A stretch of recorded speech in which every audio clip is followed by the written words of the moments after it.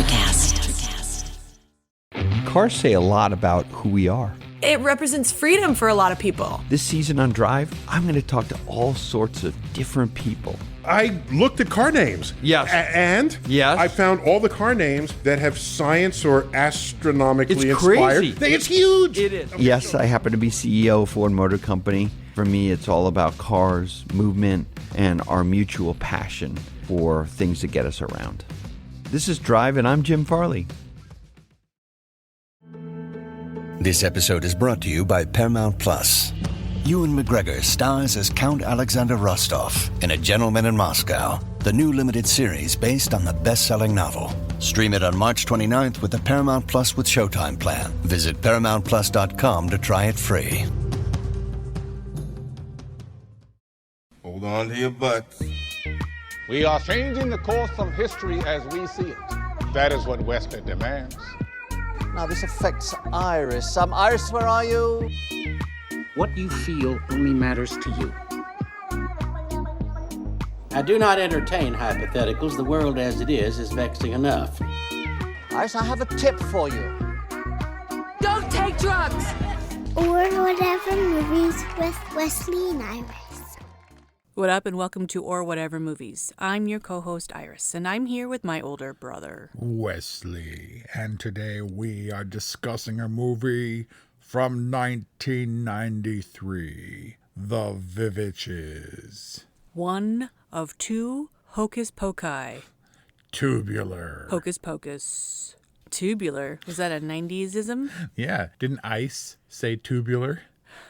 Of course his name was Ice, right? Right. What was his sidekick's name? Something equally 90s, like Jay or something? No, exactly. It was Jay with clueless hair.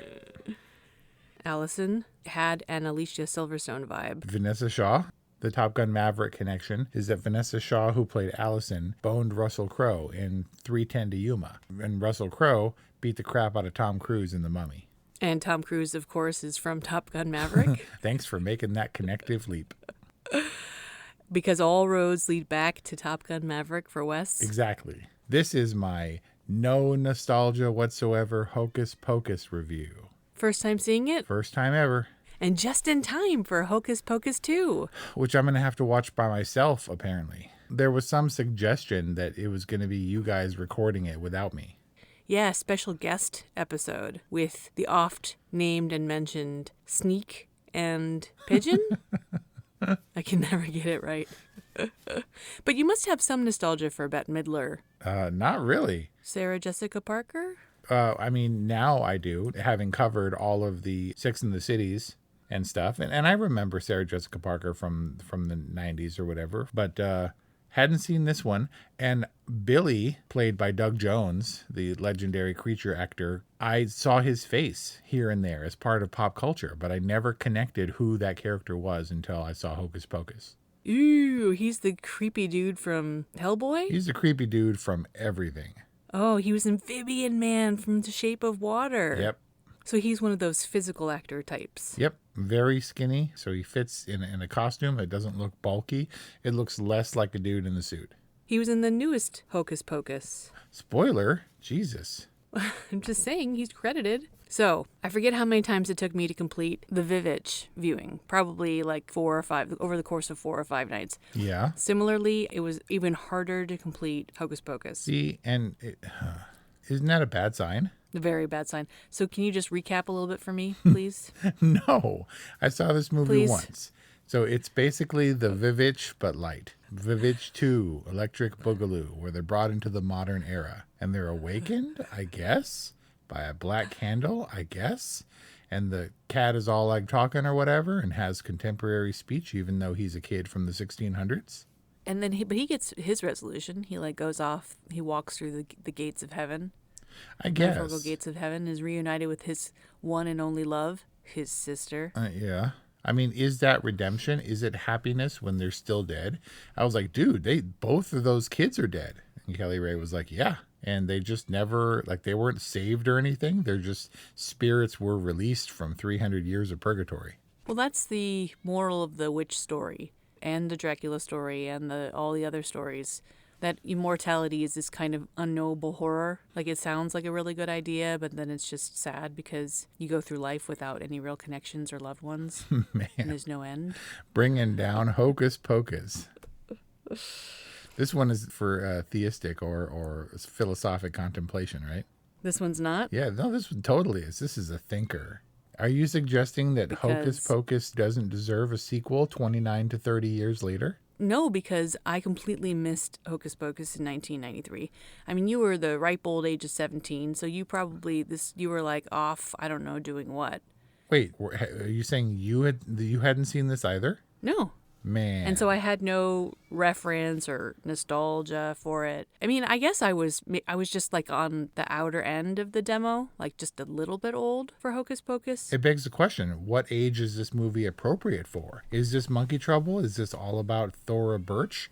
Or is this about Max and Allison, who are actually almost exactly my age? One of the original pitches for Hocus Pocus 2 was focused on Max and Allison's daughter, who was 17, conceptually. I think it's more for the tween age that would aspire to the Max and Allison archetypes. 11, 12, I guess 13. Maybe I was in the sweet spot. I don't recall there being a ton of nostalgia and certainly no clamoring for Hocus Pocus 2. But in this great content race and the proliferation of streamers, people need content and people are rebooting everything. So it makes sense that a machine like Disney would try and turn this into a franchise. I mean, Sarah Jessica Parker is certainly so much more culturally relevant now than perhaps she was in the 90s. I don't know about that. She was a star or whatever in the 90s, but now she's an icon. Is she? Sex and the City, people are diehard. They like walk around with the I Am Carrie shirts. You know, the irony, I think, is talking about a sequel 29 to 30 years later. It didn't do very well when it was first released in the box office. It came to be a cult classic and made a lot of money over time. I don't know that it begs a sequel or whatever, but it's a bit more appropriate back in 1993 when it was okay to virgin shame. Because for a Disney movie, it talks awful lot about how whack Max is for being a virgin. And nowadays, they're not going to play that up at all because it's not politically correct. Yeah, there were a couple of eyebrow raises at the fact that Max was a virgin. Like someone forcefully made him cop to it at one point. And the irony is that 13-year-olds, which you said is the target demo for Hocus Pocus, maybe for Hocus Pocus 2, a lot less of them are virgins nowadays, and it's totally unacceptable to talk about it. It was like literally the last line in the movie. As Minx Spector is passing through the gates, he's like, I had to wait for a virgin. Yeah, lame old virgin. There were just not enough virgins around willing to light candles. I seriously thought this was going to go in a once bitten direction. Oh, spoiler. And Max was finally going to get some and break the curse. Jim Carrey? Yeah. That whole thing is about him being a virgin and the vampire needs virgin blood. The vampire was fixated on Jim Carrey because there just aren't that many older virgins. Exactly. At around 17 years old. So speaking of, why were the witches so obsessed with Danny? Like, wouldn't any kid suffice? Why did they need to have Danny? Because she's a cutie. And they're fans of Monkey Trouble. I haven't seen that movie. You don't have to see that movie. She gets a monkey for a pet. The monkey gets pulled away from her by bad guys, I think. At the end, she reunites with her monkey, and I cried. You can't trust a primate actor. After Nope, and after what I heard about the little shoulder monkey in Hangover 2, it's just not worth it. I mean, they're no Black Nathan goats. They're more trainable than goats, apparently. Black Nathan. But that's a Vivitch reference. Yep. So apparently chimps are highly trainable, super friendly, super affectionate until they reach a certain age. I think it's 7. And then afterwards, they'll tear your face and your nuts off and cut your hands off. Really? Yep. Like Bubbles? Yep. So Bubbles goes to an animal sanctuary where he can't be around humans because all of a sudden, once they reach some level of maturity, I'm not sure that 7 for chimps is sexual maturity or whatever, but they get hyper aggressive. Wow. They just have to be kept differently. Dad told you about his monkey story, right? Dad did definitely not tell me about his monkey story. I guess I don't see any other place in Or Whatever Movies podcast for Dad's monkey story than Hocus Pocus. Tell me. Well, he was always bringing back, and maybe I heard the monkey story from Aunt Elaine, but he was always bringing home like random and exotic animals that he would just pick up in his wanderings. And so one time he brought home a monkey, and Elaine was like elated, and they snuck him down to like the basement, and they were keeping them. They kept the monkey down there for like a couple days, but then they ended up not being able to control the monkey or even get near it, because whenever they did, the monkey would pee out of the cage at them. I do vaguely remember this monkey story, but I don't know why Dad chose to have kids, because it's as likely he would have killed his baby sister as us. Because in our era growing up, if he had found a monkey, he would have brought it home, and Right. and it would have killed everybody. Oh my God. And he's got such great exotic animal stories. Did he tell you about the kangaroo? No, he didn't tell me about the king. Although when I was in Chicago, he did buy a snapping turtle for me. He did? Yeah. Some kid walked by like with a hobo stick over his shoulder, but instead of a handkerchief tied to an end, there was a snapping turtle hanging off of it. It like grabbed the stick and then you just pull it out of the water, and apparently it never lets go. And he sold, I have vague memories of this. We're walking around a lake in a park, like a man-made lake in Chicago, and Dad and Uncle George bought this snapping turtle off this kid for $10. And we took it back to Uncle George's house. Or maybe it was Uncle David's house, and he was in the basement, in like the basement sink, and somehow we got worms somewhere and tossed him in the sink, and it bit the worm in half, snapping turtle style, and both halves were still alive. And I learned a very valuable worm-based lesson that day. Don't put your finger in a snapping turtle's mouth? Well, right, just in general, but no, about worms. Oh. They have like 5 brains or something. So weird. All right, maybe I didn't learn that much. When do you think we will go back to talking about Hocus Pocus? After I tell you about the kangaroo. So some guy used to walk through their neighborhood with a kangaroo on a leash, and he would sell opportunities to spar with the kangaroo. And you pay the dude a couple bucks, and then you get like 1 minute with the kangaroo. And Dad said that some dude stepped up, paid the money, and then the kangaroo knocked him out. Like flat out on the floor. Like the kangaroo was fast as lightning, took the guy out, and then the carny or whatever just walked on with his kangaroo for the next sucker. Is this only in like 1950s Chicago? Where like a traveling circus came through, Nightmare Alley style. How'd you like to get punched out by our kangaroo? Certainly never happened in Torrance. You have to make your own trouble in Torrance. Yeah, well, you certainly seem to be good at that. Yep, and in Hawthorne, and we left there when I was 11. I was what you call a troublemaker. I would have been trouble for these bullies. Would you have been one of the bullies? Not necessarily. I didn't have the self-confidence. They were overconfident bullies. They were equal opportunity bullies, because they were messing with Max, and then they'd push Thora Birch around. It's like, wow, have you no honor? Yeah, they had no bully code. So do you think that what happened to them? They were just in the swinging cages? Yeah. For forever? They're just Crab and Goyle. They're there to get their comeuppance or whatever. And as far as we know, they're going to find him in Hocus Pocus 2. They'll find those cages and they're like little feet, skeleton feet sticking out of it. They also had a really off-color joke about being peeping Toms. He was like, let's go watch some hot babes get undressed. Yeah, dude. I was like, what? Max likes your yabos. What's that? Thora Birch said that to What's-Her-Nuts. Oh, to Allison, Yep. right? To embarrass Max? Yeah, this is very 1993 kind of Disney movie. Did she do that on purpose to embarrass her older brother, or was it totally innocent? I don't know. She's bucking. This is how Disney do in the 90s. That was a Journey of Natty Gann reference. Wow. Look, I don't mind that we're going on ridiculous tangents for Hocus Pocus because you can't take it seriously. This is not the Vivitch, not that I took that seriously either. It's just kind of fun romp that you're on board with or not. And it's a tough sell because I looked and Bette Midler looks all stupid and her character Winifred was obviously based in part on the Wicked Witch of the West. And she does that kind of voice. But it's like if Disney Channel got a hold of Wizard of Oz and made her scarier and more like Wicked Stepmother looking. You know, it's very theatrical and stuff. And it's very obvious that the movie was shot on a soundstage. It was in fact shot on the biggest soundstage that Disney had available. It doesn't matter. It looked like a soundstage almost every minute of the film as far as I was concerned. Unless they were on location like a house or on the street or something. It felt very contained and theatrical to me. So it wasn't like you have to take this seriously. I mean, I guess they really wanted to do the authentic witch vibe, and still they're looking for children and stuff. And they even mentioned eating kids. At one point, they referred to them as a shishka baby. But in true Disney fashion, shishka baby is about, no, that's not the worst you get. The worst you get is when they get on the bus and he says, where are you looking to go? And Sarah Jessica Parker's like, we desire children. And what does the bus driver say? Might take me a couple tries, but I could probably get you there. Right. And not ever having seen this, I was like, whoa. But Kelly Ray was like dumbfounded. She was like, I never got that until now.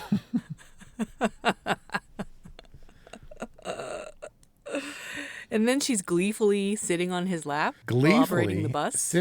She's literally riding his lap. And then she's such a tease because she's like, bye. And then Bette Midler has to intervene. Hey, it's Kaylee Cuoco for Priceline. Ready to go to your happy place for a happy price? Well, why didn't you say so? Just download the Priceline app right now and save up to 60% on hotels. So whether it's Cousin Kevin's Kazoo Concert in Kansas City, go Kevin, or Becky's Bachelorette Bash in Bermuda, you never have to miss a trip ever again. So download the Priceline app today. Your savings are waiting. Go to your happy place for a happy price. Go to your happy price, Priceline. Life is hard, but finding a really great podcast makes the days go by so much easier.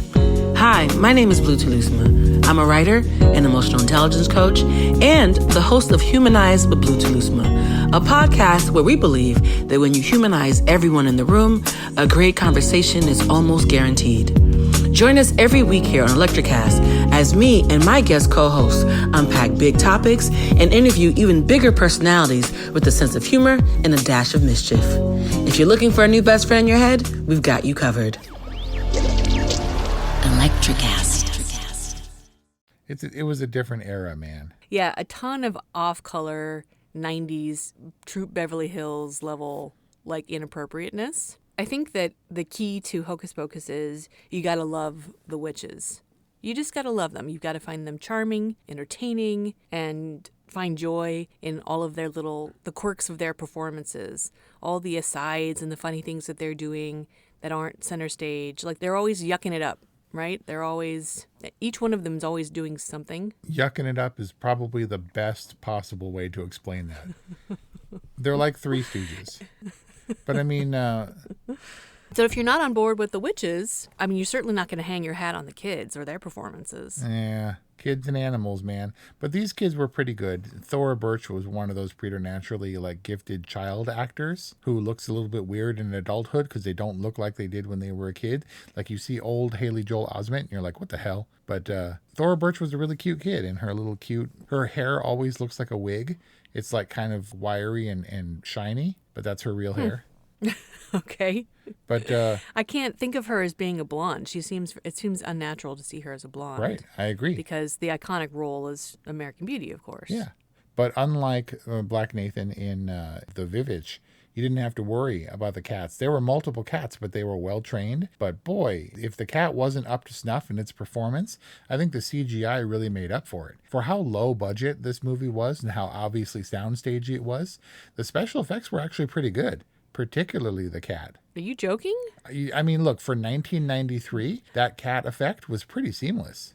You've complained about special effects in the last 10 movies that we've reviewed. Yeah. And you're saying that the Hocus Pocus special effects were actually pretty good? For 1993, it was like $23 million, and Richie Rich was like $40 million. It was a pretty shoestring budget for this kind of movie, especially considering the cast and everything that went into it. Like a lot of that cost went into the cast.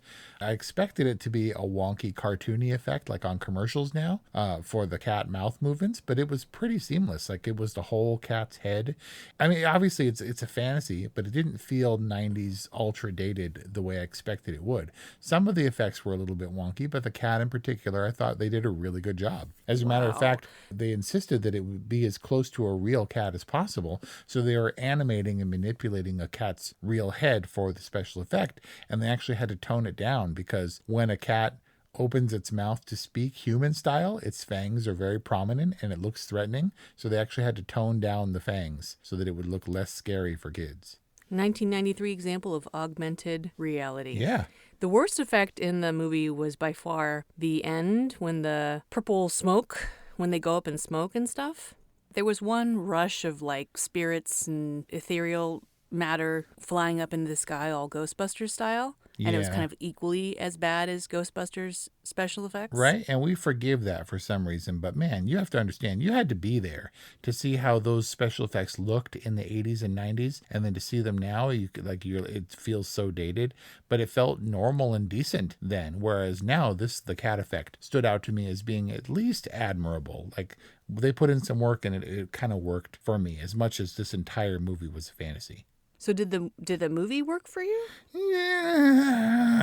I mean, look, you have to accept that this is one of the 80s/90s conventions where if people get on stage and they decide they're gonna sing a song, then everybody falls in line and the band like strikes up right along with them, and their witch sisters know all the backing vocals and harmonies and stuff. Oh yeah, they have the choreographed dance down. Exactly. Oh my God, and it just works because you maybe they have witch intuition.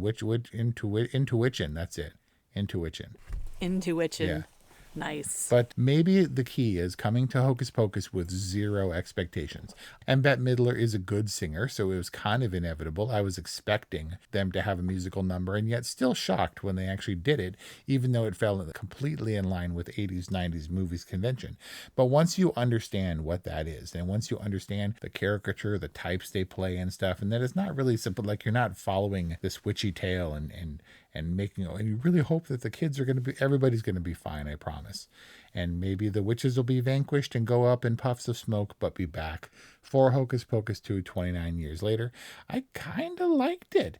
Like, it dragged a little bit. I'm not sure that I'd put on Hocus Pocus every Halloween, but I missed the window for it to become part of my DNA, for it to really sink in as a part of essential nostalgia. It wasn't my thing. So very tough sell coming at me in my middle age and trying to convince me that it's a good movie. I told Kelly Ray afterwards, I said it was better than I thought it was going to be. I was more interested in, oh, look at how they did that, or look at Penny Marshall pops up. That's crazy. And we just talked about her in a League of Their Own. This is right after that. And Gary Marshall popped up. And I was like, whoa, they're like husband and wife playing Satan and Medusa or whatever. That kind of side quest got a little bit tiresome when they were in the house for like a full 15-20 minutes or something. That's a considerable amount of this movie's runtime. Yeah, they definitely milked that joke. Yeah. Like, it was funny at first when they were like, Master! Right? And the weird part about Penny Marshall being in this movie and Gary Marshall playing husband and wife is that in reality, they're brother and sister. Oh. Weird, right? Oh, interesting. And so what are witches? I don't know. Witches they wear pointy hats and they fly on brooms. But you can't cover these women's hair with hats. So they did away with the hats, but they still fly on brooms and vacuum cleaners. But what do you do with witches? Hansel and Gretel, you pull the Hansel and Gretel maneuver and you trick them into the kiln or the fire or whatever. And you burn them up, right? Yeah. It doesn't stop them. I don't know why there was a giant incinerator at the high school. Right? A giant walk-in kiln. That seems safe. Right, especially for 16, 17-year-olds. Yeah. Nobody would go in there, right? But it's all patently false. It feels fake because it is fake. Of course, there's just like there'd be a boiler room underneath the high school in A Nightmare on Elm Street. Big extensive boiler room that kids would never go into. You know how you can tell that it's fake? If there is a witch museum and a 300-year-old haunted Sanderson's house in a neighborhood, kids are never going to break into that thing and mess around. Like, all that gift shop stuff would be untouched, right? For like generations. All those Zippos would be intact and none of the windows would be broken. It takes some naive, brave California confidence to go break into the Sanderson house. Right? Nobody lit that black candle in 300 years. You know the Zippos, when you buy them new, don't have fluid in them? Is that true? What a cheat. You'd think like AirPod style, they would come with just a little bit juice. Nope. Because of the positive user experience. Nope. I mean, so Zippos are meant to be windproof, and they are, and that's kind of cool and everything, but also they're a pain in the butt to maintain. You have to fill them with fluid like every day.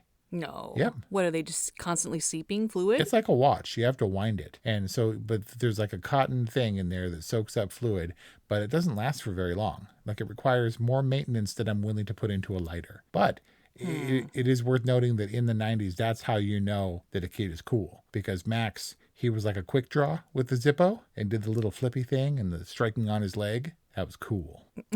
Because smoking was cool in the early 90s. I mean, there was definitely smoking in True Beverly Hills. You know, I'm very curious about Hocus Pocus 2. Bette Midler is the same age as Dad. Yeah. And if she's romping and frolicking and aided by wires and special effects and bug-eyed and on wires at 78, that's pretty impressive. I don't know. Maybe she has like an upgraded like Cadillac looking broom now, where she rides on like a hover broom. Wait, so how are they going to come back if they were totally vanquished by the sun? Which, by the way, didn't it seem like an awfully long time? If we were just going to wait for them to be vanquished by the rising sun, like, couldn't we have just held out until it happened? If you're going to go through all the shenanigans, at least have Max and Allison enact the vanquishment. Yeah, like Top Gun Maverick. What they should have done is found and stolen brooms, or they stolen one of the brooms, and they soar up into the air where the sun is already up and trick the witches into getting into the sunlight. Yeah, no, we don't get any of that. Nope. Well, I mean, that's a higher budget movie concept. But yeah, well, you do. That's what you do. 30 Days of Night style. You just batten down the hatches and you sit it out until the sun comes up. And, I mean, so wouldn't you save yourself a lot of time and effort? Absolutely. But this isn't the Diary of Anne Frank. We're not holing up. You can't just hide the whole time when there's evil afoot. So in 80s and 90s parlance, was jerkface an innocent enough insult? I'm not sure about the cultural context, but it was perfectly in line with Laura Birch's character. What about when Max, the kid from California, says yeehaw? Yeah, everyone's a cowboy in California. No, that's not true unless you're, I guess, from like Massachusetts or whatever. Like, I think it's the West. Yeehaw, dude. I've never said that in a serious context in my life. Yeah, and I think the game has been upped for shoe fashion. It would be way more realistic now that someone would shoe jack him. Oh, yeah. Yeah, apparently that's what bullies do. That goes back way before our time when they would like steal the shoes but not wear them or sell them. They'd throw them over the telephone line. You mean you do that just to punk somebody? I thought you did that to say, this is where we sell drugs. What's more shameful than having to walk around with no shoes on? So here's what I'm going to say about Hocus Pocus. I expected nothing. I got something, and it was pretty satisfied with what I got. I think that Bette Midler is a good performer, and Sarah Jessica Parker is good at being the cute one, and Kathy Najimy at being the funny one. It's all good. The kids didn't piss me off. I thought that the older ones, Max and What's-Her-Nuts, are a little bit old. I mean, I guess if you have the incredibly young Thora Birch, you got to look out for her or whatever. Weren't they driving at one point, too? And I was like, this is weird. Yep, he's driving. But also, like the broom stuff and the flying, the wire work was really good. It looked appropriate and atmospheric and very fall and leaves rustling all over the place and Gone with the Wind style Technicolor sunsets on the backdrop of the set and stuff.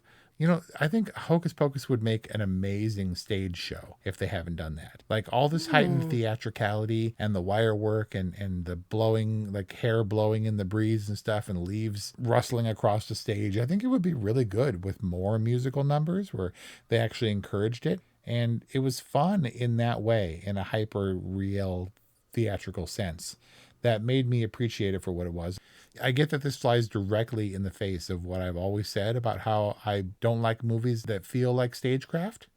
But this one, I think it feels like almost the opposite. If you had told me, oh, they're in the 70s, there was a Hocus Pocus musical and this was the movie version, I'd be like, oh, I totally get that. But it was charming knowing that it's the other way around. And I think that it was supposed to be fun and silly and not overstay its welcome. And I don't really think it did. I think that it was fine. I think that Hocus Pocus was an all right movie, which I think is high praise, given that I've been super resistant to it for decades. Plus, you also just kind of like Halloween. I love Halloween. It's kind of your vibe.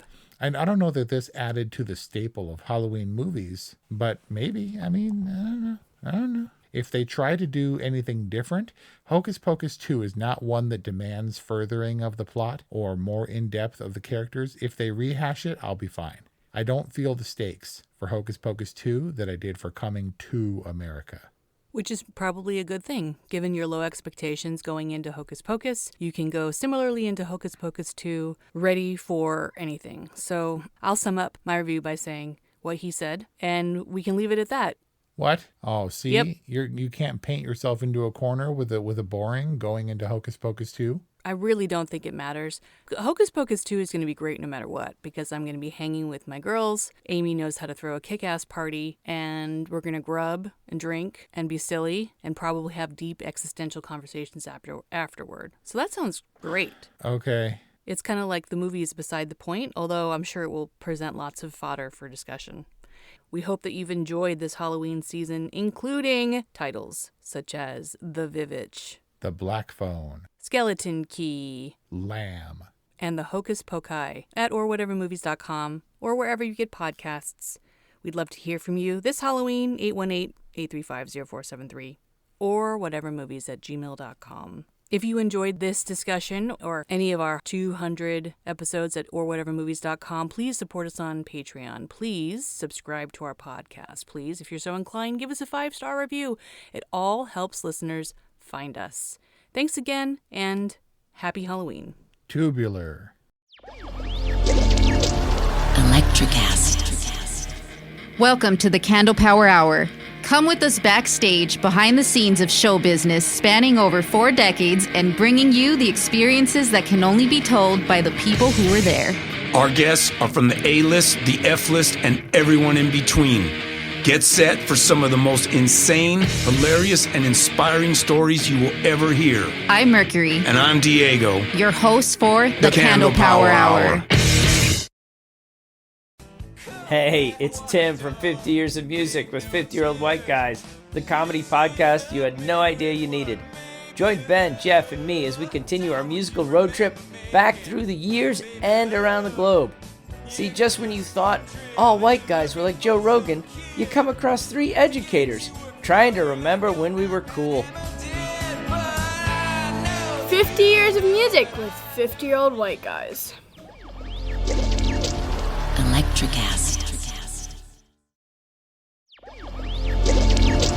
Electricast.